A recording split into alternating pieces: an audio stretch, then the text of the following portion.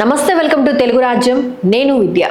టాలీవుడ్ లో సీనియర్ హీరోల క్రియేటివ్ పోటీ మళ్ళీ రీస్టార్ట్ అయినట్లే కనిపిస్తోంది.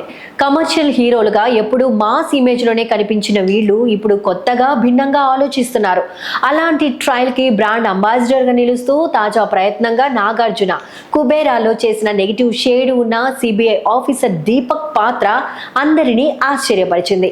ఇప్పుడు ఈ పాత్ర ఆ పెర్ఫార్మెన్స్ మెగాస్టార్ చిరంజీవిని కూడా ఎంతగానో ఇన్స్పైర్ చేసిందట. ఈ పాత్రలోని ఆంతర్యం, ఎమోషన్, సామాజిక సందేశం, ఇలాంటి క్యారెక్టర్లను మెగాస్టార్ కూడా ఎప్పటి నుంచో తన కెరీర్ లో జత చేయాలనే ఆలోచనలో ఉన్నారని టాక్ వినిపిస్తోంది. ఇప్పటి వరకు చిరు చేసిన నెగిటివ్ షేడ్ పాత్రలు తక్కువే, కానీ ఇప్పుడు ఆయన మనసు మారిందట.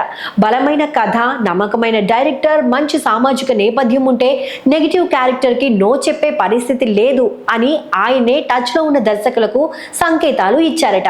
ఇండస్ట్రీ వర్గాల టాక్ ప్రకారం నాగ్ చేసిన దీపక్ రోల్ చూసి చిరు కదిలిపోయారట. అదే స్కూల్లో ఓ ఫ్రెష్ పాత్ర కోసం వెతుకుతున్నారట. ఇదే నిజమైతే చిరు కెరీర్ లో ఇది ఒక టర్నింగ్ చాప్టర్ అయ్యే ఛాన్స్ ఉంది.